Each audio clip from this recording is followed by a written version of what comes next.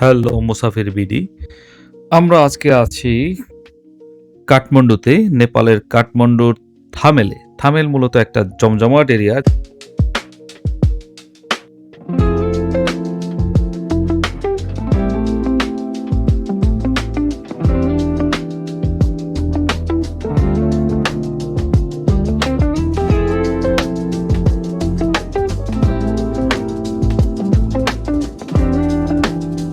যেখানে বিশ্বের নানা দেশ থেকে ট্রেকার এবং ট্রাভেলাররা এসে থাকে এবং এখানে রাতে ২৪ ঘন্টাই বেশ জমজমাট থাকে।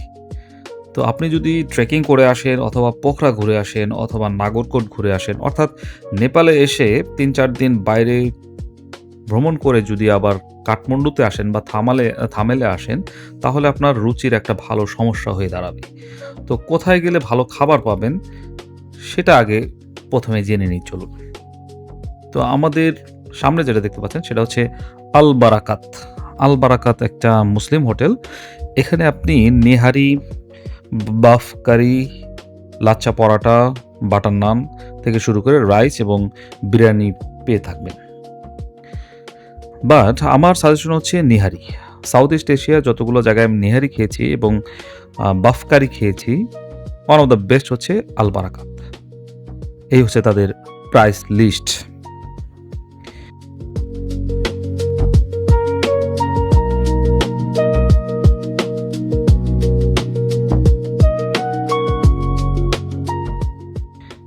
এর পরবর্তীতে আমরা যেখানে যাব সেটা হচ্ছে টিপটপ সিঙ্গারা বা কাচুরি হাউস। বাংলাদেশ থেকে হয় না, অনেকদিন যদি আপনি বাইরে থাকেন তাহলে দেশীয় কিছু খাবার, মুখরোচক খাবার খেতে ইচ্ছা করে। তার মধ্যে সিঙ্গারা, জিলাপি এই টাইপের খাবার। তো আমি এই ফুড কর্নারটা পেয়েছিলাম সিঙ্গারার জন্য এবং এটা one of the best singara in Kathmandu. এখানে ওদের মিষ্টি আইটেমও রয়েছে। আমি হোটেলটার ফুড কর্নারটার অ্যাড্রেস, গুগল অ্যাড্রেস ডিসক্রিপশন বক্সে দিয়ে দিব যাতে আপনারা খুব সহজেই খুঁজে পান।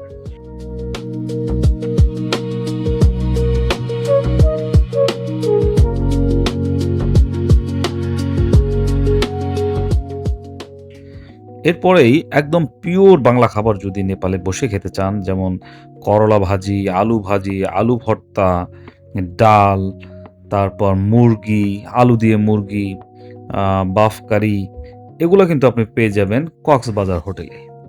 যদিও তাদের হাইজেনিক মেইনটেইনের দিক দিয়ে আমি ১০ এর মধ্যে তাদের ওভারঅল ফুড সার্ভিসকে ৭ দেব। যদি তারা হাইজেনিক বিষয়টা উন্নতি করতে পারে, তাহলে অবশ্যই ৮ পাওয়ার যোগ্যতা তাদের রয়েছে। এবং তারা কিন্তু বেশ ঠান্ডা খাবার পরিবেশন করে। এটাও আমার কাছে মনে হয়েছে যে তারা ইমপ্রুভ করতে পারে। তাহলে কিন্তু তারা ১০ এর মধ্যে ৯ ও পেয়ে যেতে পারে।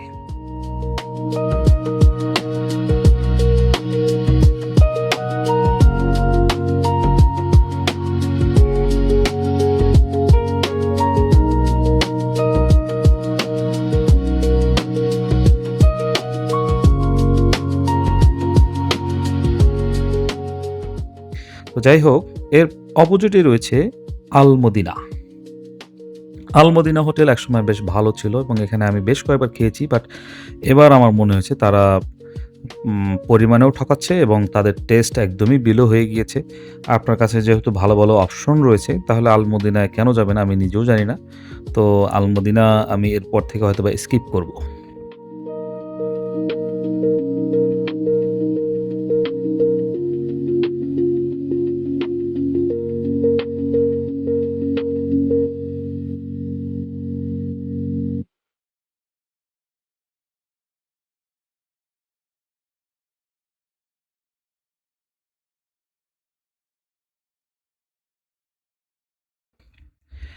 এরপরে চলুন আমরা কেনাকানিতে চলে যাই।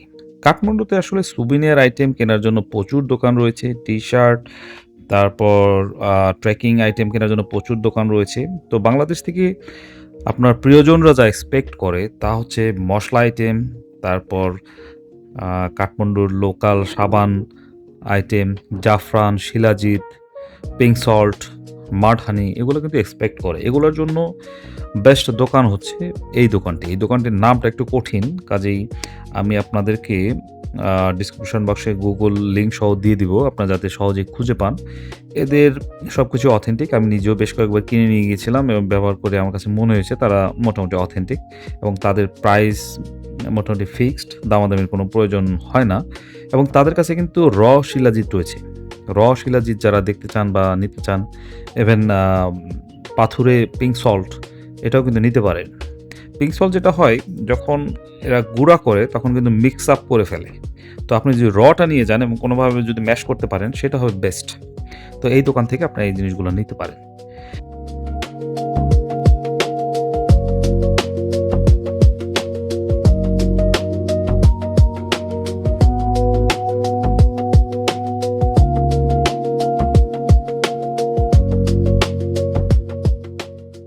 এরপরে চলুন কাঠমান্ডুতে বই কোথায় কিনতে পাওয়া যায়। এখানে কিন্তু বেশ ভালো, ভালো রাইটারের ফটো বুক রয়েছে এবং বেশ রেয়ার কিছু বই রয়েছে। লাইব্রেরিটির নাম হচ্ছে পিলগ্রিমস। পিলগ্রিমস আপনার একদম থামেলের মাঝামাঝি জায়গায় বলা যায়। এখান থেকে আপনার আপনি যেকোনো জায়গায় থামেলে থাকলে হেঁটেই যেতে পারবেন পিলগ্রিমসে। এখানে কিন্তু বেশ দামি বই রয়েছে এবং অনেক সময় তারা সেলস ডিসকাউন্ট দিয়ে থাকে। সে সময় কিন্তু ধরেন ৭,০০০ এর বই ৳১,০০০ আপনি কিনতে পারবেন। এখানে শুধু বই নাই, ভালো আর্ট রয়েছে, সুভিনিয়ার রয়েছে, বাচ্চাদের প্রোডাক্ট রয়েছে। এখানে আপনি সময় নিয়ে আসলে বেশ ভালো জিনিস কালেক্ট করে নিয়ে যেতে পারবেন।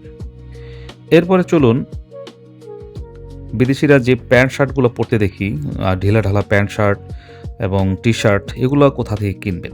কাঠমান্ডুতে অনেক দোকান রয়েছে, বাট এখন আপনারা যে দোকানটি দেখছেন সেই দোকানটি আমি সাজেস্ট করব, কারণ এখানে মোটামুটি ৳১১০০ দিয়ে আমি প্যান্ট কিনতে পেরেছিলাম এবং ৳৪০০ দিয়ে টি-শার্ট কিনতে পেরেছিলাম।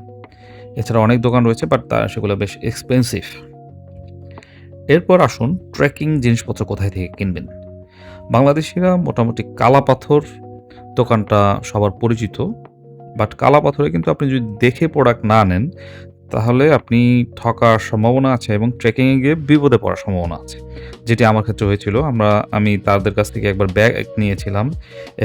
এভারেস্ট বেস ক্যাম্পে যাওয়ার সময় ব্যাগ ৩-৪ দিন পরে ছিঁড়ে যায় এবং ব্যাগের পিছনে যে পাতগুলো দেওয়া থাকে, পাতগুলো আমার কাঁধে লাগতেছিল, যেটা মানে খুবই মারাত্মক একটা ব্যাপার। তো কষ্টে পেঁচিয়ে আমি সে যাত্রায় রক্ষা পাই।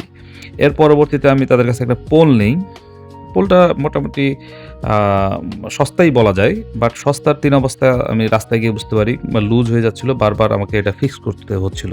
তো যতদূর আমি বুঝতে পারলাম কালাপাথর পুরাতন প্রোডাক্ট তো সেল করেই, ইভেন টেম্পার নাই এরকম প্রোডাক্টও তারা সেল করে। তো খুবই সাবধানতার সহিত আমাদের কালাপাথরের জিনিসপত্রগুলো কিনতে হবে। যদি আমরা ট্রেকিংয়ে ১০ দিন ১২ দিন করে থাকি তাহলে অবশ্যই ভালো মানের জিনিস না হলে আমরা বিপদে পড়ব। তো কালাপাথরের ব্যাপারে আমি সাজেশন দেব না এবং রেটিং যদি দিতে হয় তাহলে আমি ১০ এর মধ্যে তাদেরকে ৫ দেব। আর ট্রেকিংয়ের জন্য বেশ ভালো কিছু শপ আছে। আমি এই শপটি সাজেস্ট করব, শপটি যদিও বন্ধ রয়েছে। ট্রেকিং ক্লোভার, এই দোকানের প্রোডাক্টগুলো মোটামুটি অথেন্টিক। কালাপাথরের চেয়ে দেখবেন যে এখানে ৳১০০ বা ৳১৫০ বা ৳২০০ দাম বেশি, বাট এখানকার প্রোডাক্টগুলা একদম অথেন্টিক এবং এই প্রোডাক্টগুলো ইউজ করে আমি কখনো ঠকিনি। তো কাজেই এটা আপনাদের সাজেশনে রাখতে পারেন। এছাড়া অনেক দোকান রয়েছে, আপনারা নিজেরা দেখে বুঝে শুনে আমি যে দোকানগুলোর কথা বললাম এগুলোর সাথে কম্পেয়ার করে আপনারা প্রোডাক্ট কিনতে পারেন। এরপর আসি, তাহলে আপনি ফ্রি টাইম আছে, আপনি কোথায় যাবেন মুভি দেখার জন্য সেটা নিয়ে। কিউএফএক্স এর বেশ কয়েকটা আ সিনেমা হল আছে। বাংলাদেশে যেরকম বসুন্ধরা সিনে কমপ্লেক্স রয়েছে, সিনে কমপ্লেক্সে আমরা মুভি দেখি। নেপালেও সেরকম কিউএফএক্স একটা বিখ্যাত কোম্পানি।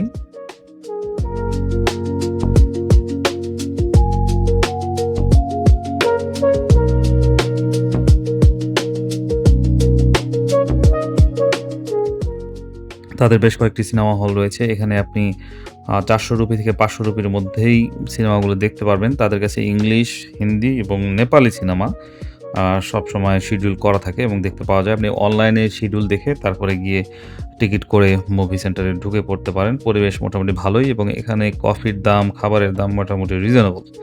এই সবকিছু বিচারে আমার কাছে মুভি হলটা ভালোই লাগছে। ইভেন বাংলাদেশের চেয়েও খাবারের দিক দিয়ে তারা এগিয়ে আছে। বাংলাদেশে সিনেপ্লেক্সগুলোতে গেলে যা হয়, খাবারের দাম তারা অত্যাধিক রাখে, অলমোস্ট ডাবল রাখে। বাট এখানে আমার কাছে এরকম মনে হয়নি।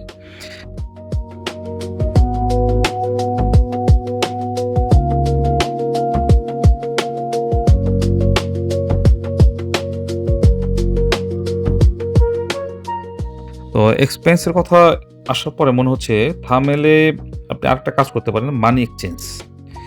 এয়ারপোর্টে আমি কখনোই মানি এক্সচেঞ্জ করতে বলি না। আপনারা যখন থামেলে আসবেন, এখানে অলিতে গলিতে অসংখ্য মানি এক্সচেঞ্জার রয়েছে। এখান থেকে আপনি ডলার এক্সচেঞ্জ করতে পারেন। বেশ ভালো রেট পাবেন। দামাদামি করা যায়, দামাদামির অপশন রয়েছে।